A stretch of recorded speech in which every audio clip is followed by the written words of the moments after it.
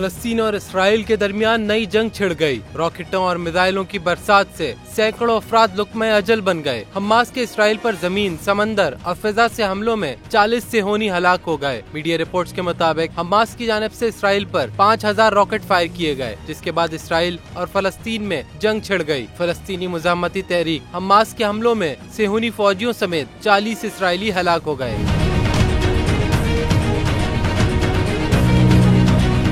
Hamas के हमलों के बाद इसराइल ने फलस्तीनियों के खिलाफ ऐलान जंग कर दिया। इसराइल की जानिब से गजा पट्टी पर फिजाई और जमीनी हमले शुरू किए गए। इसराइल ने सरहदी इलाकों में रॉकेट शिकन सिस्टम नस्ब कर दिया है। इसराइल की जानिब से हमास के दर्जनों रॉकेट मार गिराने का दावा भी किया गया है। काबिज इसराइली फोर्सेज की जानिब से गजा में बमबारी की गई, जिसके नतीजे में 198 फलस्तीनी शहीद हो गए।